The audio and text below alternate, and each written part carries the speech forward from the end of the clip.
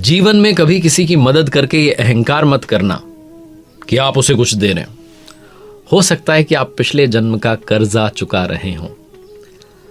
स्वागत है, आप देख रहे हैं गीता ज्ञान, एक नई सीरीज जहां हर बुधवार को सुबह 9:30 बजे एक प्रयास रहता है कि आप तक श्रीमद् भगवद गीता के अलग अलग अध्यायों से क्या सीखा जा सकता है उसका सार आप तक पहुंचाऊं।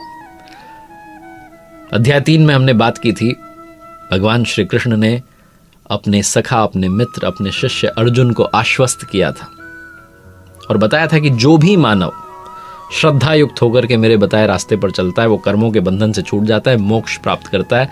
2 रास्ते बताए अब तक, ज्ञान योग और कर्म योग, निष्काम कर्म योग। दोनों में आपको कर्म करना होगा और यज्ञ जो है उसको कार्य रूप देना वही कर्म है। इस चौथे चैप्टर में वो यज्ञ को थोड़ा डिफाइन करते हैं, थोड़ा और बताते हैं कि इसका डेवलपमेंट कैसे होता है, विकास कैसे होता है, स्टेजेस क्या है। पहले ही श्लोक में भगवान श्री कृष्ण कहते हैं कि अभी नहीं कह रहा हूं, तो पहले कहा जा चुका है। तो पहले श्लोक में भगवान श्री कृष्ण कहते हैं, श्री भगवान उवाच इमं विवस्वते योगम प्रोक्तवानः म व्ययम विवस्वान मनवे प्राह मनुरिक्ष्वा कवे ब्रवीत। हे अर्जुन, मैंने इस अविनाशी योग को कल्प के आदि में, शुरुआत में विवस्वान यानी कि सूर्य के प्रति कहा। सूर्य ने, विवस्वान ने मनु से कहा और मनु ने इक्ष्वाकु से कहा। किसने कहा? मैंने कहा। मैंने यानी कि भगवान श्री कृष्ण ने। अर्जुन को संशय हो जाता है, शंका हो जाती है कि प्रभु आप तो अभी जन्म है, आपका जन्म तो इसी काल में, महाभारत काल में, आपने शुरुआत में कैसे कह दिया। यथार्थ गीता में परमहंस स्वामी श्री अड़गड़ानंद जी महाराज जी ने जो व्याख्या की है श्रीमद् भगवद गीता की, यथार्थ व्याख्या की है, उसमें वो बताते हैं कि योग जो है वो अविनाशी है। भगवान श्री कृष्ण कहते हैं कि इसमें अगर बीज जो है वो आ जाए, अगर आरंभ कर दिया जाए तो नाश नहीं होता है। इसका आप आरंभ कर देंगे तो मोक्ष तक आपको पहुंचाएगा। भगवान श्री कृष्ण कहते हैं ये योग जो था, मैंने आरंभ में सूर्य से कहा। विवस्वान, जो प्राणी विवश हो जाते हैं, उनकी सुरा में संचारित हो गई, यानी कि उनके श्वास में परमात्मा का नाम आ गया, इसलिए सूर्य से कहा। जब श्वास पर आपका कंट्रोल आ गया तो जो संस्कार हैं वो मन में स्फुरित होते हैं, इसलिए विवस्वान ने मनु से कहा। और जब मन में ऐसे संस्कार आ जाते हैं तो फिर उस परमात्मा को पाने की इच्छा जागृत होती है, एक मन में इच्छा आती है, इसीलिए फिर मनु ने इक्ष्वाकु से कहा। ये इस श्लोक का यथार्थ सार है। लालसा होती है, मन में एक इच्छा होती है कि वो कर्म करें जो अविनाशी है, जो हमें इस जन्म मृत्यु के बंधन से पीछा छुड़ा देगा और हमें वहां तक ले जाएगा जिसका नाम मोक्ष है, परम धाम है। इसीलिए फिर वो इक्ष्वाकु से कहा। अब अर्जुन का वो प्रश्न आता है कि प्रभु आप तो अभी जन्म है, आपका मेरा जन्म तो अभी हुआ है, आपने शुरुआत में कैसे कह दिया। अर्जुन उवाच अपरम भवतो जन्म परम जन्म विवस्वतः कथमेत द्विजानियाम त्वमादो प्रोक्त वानिति। कहते हैं भगवान आपका जन्म तो अपरम अब हुआ है और मेरे अंदर जो सुरा का संचार है, श्वास है, तो बहुत पुरानी। तो मैं कैसे मान लूं कि इस योग को भजन के शुरुआत में आपने ही कहा था। इस पर भगवान श्री कृष्ण कहते हैं, श्री भगवान उवाच बहुनी में व्यतीतानि जन्मानि तव चार्जुन तान्यहम वेद सर्वाणि न त्वम वेत्थ परंतप।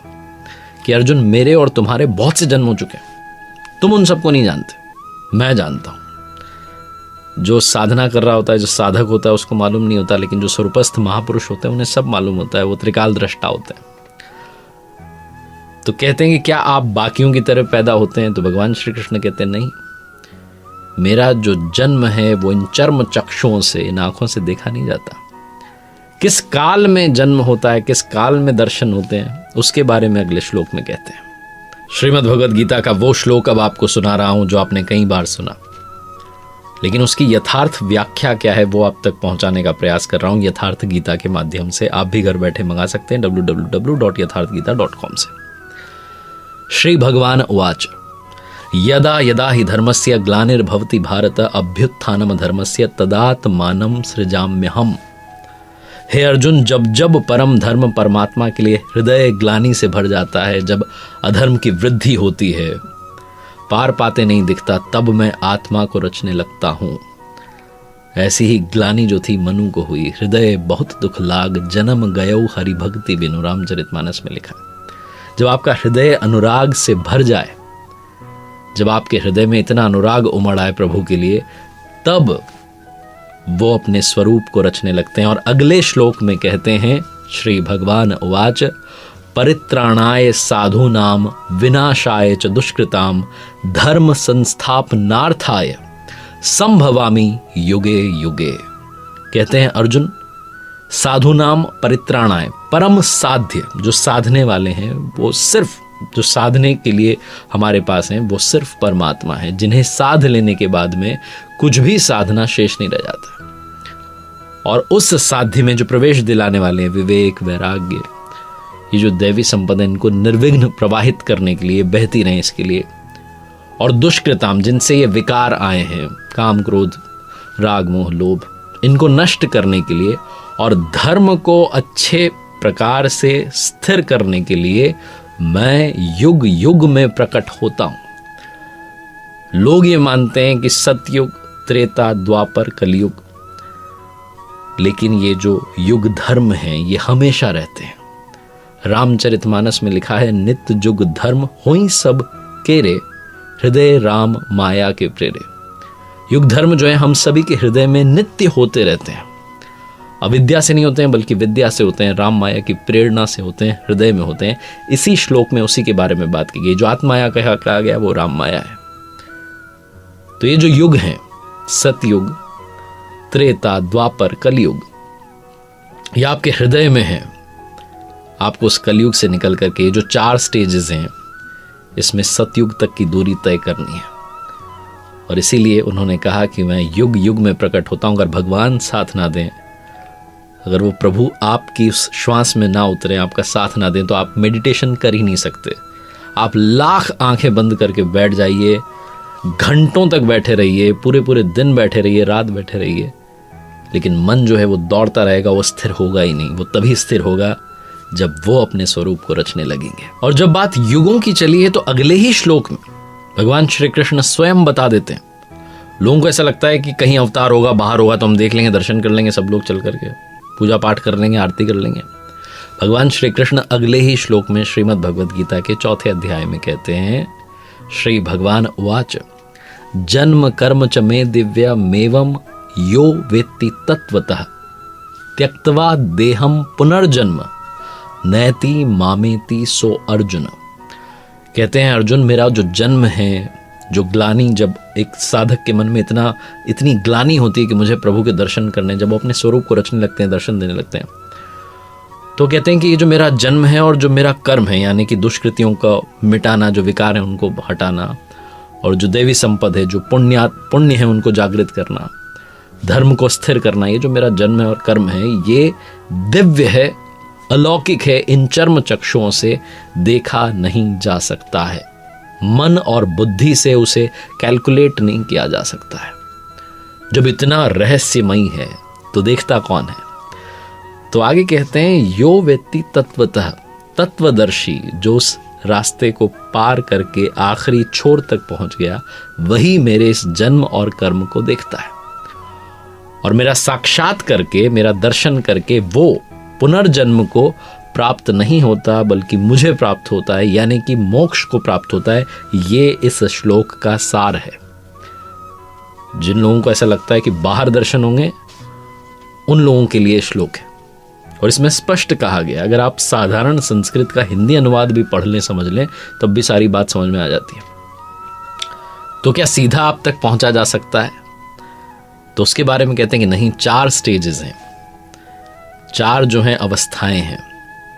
अगले श्लोक में कहते हैं, श्री भगवान उवाच चातुर्वर्ण्यम मया सृष्टम गुण कर्म विभागशः तस्य कर्तारम्पि माम विद्धे कर्तारम व्ययम। कहते हैं अर्जुन, चातुर्वर्ण्यम मया सृष्टम, 4 वर्णों की रचना जो है मैंने की है। तो क्या हम मनुष्यों को 4 भागों में बांट दिया है? भगवान श्री कृष्ण कहते हैं नहीं, गुण कर्म विभागशः, गुण जो हैं, जो आपके अंदर गुण हैं, उनके माध्यम से कर्म जो है, जो आराधना हो रही है, जो ध्यान हो रहा है, जो मेडिटेशन हो रहा है, जो तपस्या हो रही है, उसको 4 भागों में बांटा है। क्योंकि उसमें अवस्था का भेद है, वो डिफरेंशिएट होती है, एक के बाद एक स्टेज आती है, तब जाकर के फिर वो आखिरी स्टेज आती है, इसे मोक्ष कहते हैं। आप 2 घंटे के लिए ध्यान में बैठ जाएंगे, लेकिन जिस मन को वहाँ लगना चाहिए, जो मेडिटेशन में होना चाहिए, वो मन तो इधर उधर भागता रहता है, बिजनेस के बारे में, नौकरी के बारे में, फैमिली के बारे में, पता नहीं किस किस बारे में सोच रहा होता है, उलूल जुलूल बातें जो है, तर्क जो है बुन रहा होता है। तो आप क्यों अपना टाइम वेस्ट कर रहे हैं? अगर आप इस स्टेज में हैं तो आप चौथी स्टेज में हैं, सबसे नीचे वाली स्टेज में। आगे कहा है भगवान श्री कृष्ण ने श्रीमद् भगवद गीता में ही, परिचर्यात्मकम कर्म क्षुद्रस्यापि स्वभावजम, कि जो महापुरुष अव्यक्त की स्थिति वाले होते हैं, जो तत्व स्थित महापुरुष हैं, अपने से उन्नत जो साधक हैं, जो पुण्यात्माएं हैं, साधु हैं, महात्मा हैं, उनकी सेवा करो। परिचर्यात्मक कर्म क्षुद्रस्यापि स्वभावजम, जो चौथा वर्ण है, जो सबसे नीचे की स्टेज है, उसके बारे में ऐसी बात कही है। आगे 18वें अध्याय में उन्होंने इसको समझाया है। लेकिन जो 4 वर्णों की रचना की है, इसको थोड़ा और आगे डिफाइन करेंगे जब बात आएगी यज्ञ की। उसमें आपको बहुत अच्छे से समझ में आएगा कि ये 4 वर्ण जो हैं ये क्या है। आगे के श्लोकों में भगवान श्री कृष्ण जो हैं यज्ञ के बारे में और विस्तार में बात करते हैं। वो देवम यज्ञ की कहते हैं, देवी संपद को बलवती बनाओ। वो द्रव्य यज्ञ के बारे में बात करते हैं कि जो भी मुझे अपनी श्रद्धा अनुसार अर्पित करते हैं, पत्र फल पुष्प सब मैं स्वीकार करता हूँ। वो तपो यज्ञ की बात करते हैं, जब आप मेडिटेशन में आते हैं, अलग अलग स्टेजेस की तरफ बढ़ते हैं। अगर आप सबसे नीचे वाली स्टेज में हैं, फिर ऊपर वाली स्टेज में जाना चाह रहे हैं, तो अपने आप को तपा रहे हैं, इंद्रियों को संयमित कर रहे हैं। और उसके बाद में वो श्लोक आता है जो ध्यान का असली स्वरूप आपको समझाता है। श्री भगवान उवाच अपाने जुह्वाति प्राणम प्राणे अपानम तथा परे प्राणापान गति रुद्धत्वा प्राणायाम परायण।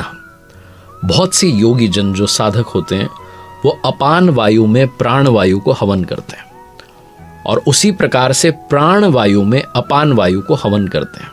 इससे भी जब सूक्ष्म अवस्था आ जाती है और ऊपर की स्टेज आ जाती है तो प्राण और अपान दोनों की गति रोक करके प्राणायाम परायण हो जाते हैं।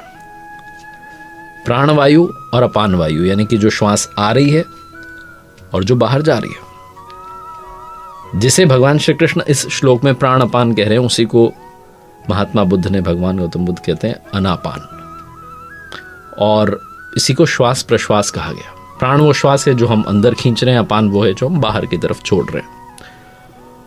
और जो तपस्वी हैं उनका एक्सपीरियंस है, वो ये कहते हैं कि आप श्वास के साथ में जो बाहर के एनवायरनमेंट के जो संकल्प हैं, जो विचार हैं, थॉट्स हैं, उनको अंदर ले रहे होते हैं, और प्रश्वास में जो अंदर के जो भले बुरे अच्छे पता नहीं कैसे कैसे विचार हैं, उन सबको बाहर की तरफ फेंक रहे हैं।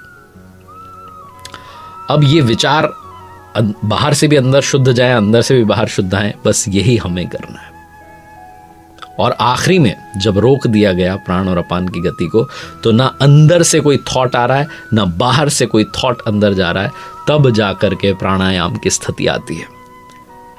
हर महापुरुष ने इसके बारे में बात की है। जो हमारे स्वामी जी, जिनकी यथार्थ गीता की मैंने बात की, जो उनके गुरु महाराज थे परमहंस स्वामी जी, वो कहते थे कि 4 जो अवस्थाएं हैं वो एक ही नाम को जपने की 4 श्रेणियां हैं। उसमें सबसे पहली है बैखरी, यानी कि जब आप नाम जपने लगते हैं तो बिखर रहा होता है, इसलिए वो बैखरी है।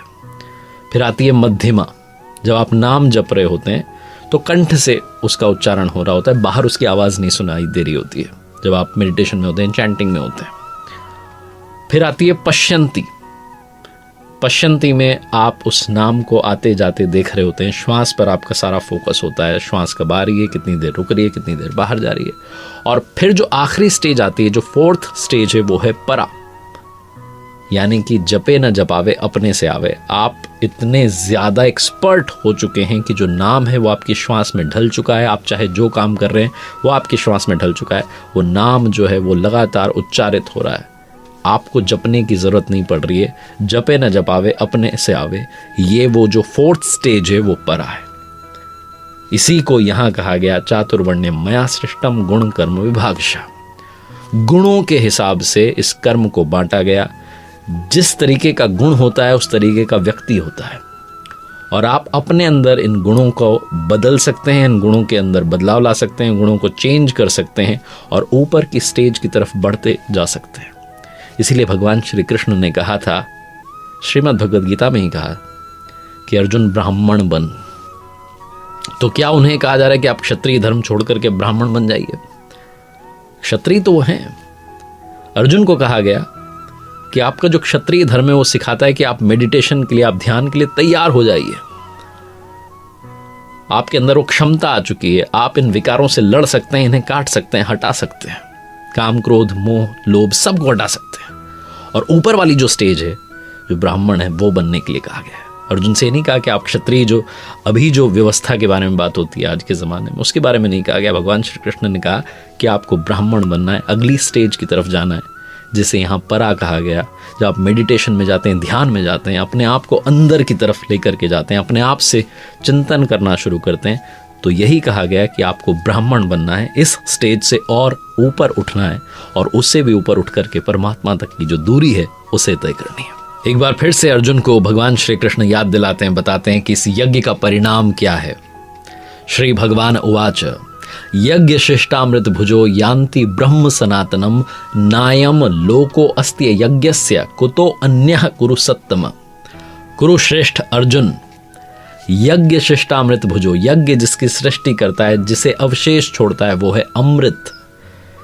उसकी जानकारी ही ज्ञान है। उस ज्ञानामृत को जो प्राप्त करते हैं वो योगी जन यान्ति ब्रह्म सनातनम, शाश्वत सनातन पर ब्रह्म को, जिसके बाद कुछ भी पाना शेष नहीं है, उस परम धाम को, मोक्ष को, निर्वाणा जिसे कहा गया है, उसे प्राप्त कर लेते हैं।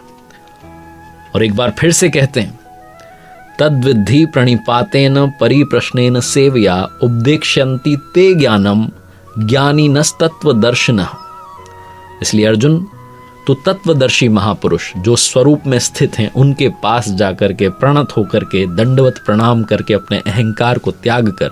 बहुत लोगों को लगता है कि हमारे पास बहुत सारा ज्ञान है, हमने बहुत सारी डिग्रीज ली हैं, बहुत पढ़ाई की है, हमें सब आता है। वो सारा ईगो साइड करके, शरण हो करके, क्योंकि अर्जुन ने भी कहा था शिष्यस्ते अहम शाधि माम त्वाम प्रपन्नम, भगवान मैं आपकी शरण आ चुका हूं। तो यहां याद दिलाते हैं कि आपको शरण में जाना है, सेवा करनी है, निष्कपट भाव से, कोई कपट नहीं होना चाहिए मन में, प्रश्न करना है, उस ज्ञान को प्राप्त करना है, और उस तत्व को आप भी जान सकते हैं। इस चौथे अध्याय का नाम है यज्ञ कर्म स्पष्टीकरणम नाम चतुर्थो अध्याय। इसमें यज्ञ को भी स्पष्टीकरण दिया गया, उसको भी स्पष्ट किया गया, और कर्म क्या है उसको भी स्पष्ट किया गया कि आपको प्राण अपान की गति रोककर प्राणायाम परायण होना है। लेकिन उसके लिए वो चारों स्टेजेस जो हैं, जिसे किसी ने बैखरी मध्यमा पश्यंती परा कहा, किसी ने अलग उनको नाम दिया, वो 4 वर्ण बताए गए, ब्राह्मण, क्षत्रिय, वैश्य, शूद्र। और आगे अलग अलग अध्यायों में जब हम बढ़ेंगे तो और सारी जो भ्रांतियां, और सारे जो आपके माइंड में कन्फ्यूजन्स हैं, वो सारे क्लियर होंगे। ये सारी बातें मैं आप तक पहुंचा पा रहा हूं क्योंकि मैं प्रतिदिन पढ़ता हूं यथार्थ गीता। और एक बार फिर से आपसे ये रिक्वेस्ट करता हूं कि अगर आप और जानना चाहते हैं डिटेल में, आज के इस वीडियो में बहुत कम हम बात कर पाए, लेकिन अगर आप और विस्तार में पढ़ना समझना चाहते हैं तो घर बैठे आप ऑर्डर कर सकते हैं एक free book, free Holi book आप मंगवा सकते हैं, पवित्र धर्म ग्रंथ, जो कि मानव मात्र का धर्मशास्त्र है, हर मनुष्य को इसे पढ़ना चाहिए। उसे ऑर्डर कर सकते हैं www.yatharthgeeta.com से। प्रभु की कृपा बनी रहे। जय श्री कृष्ण।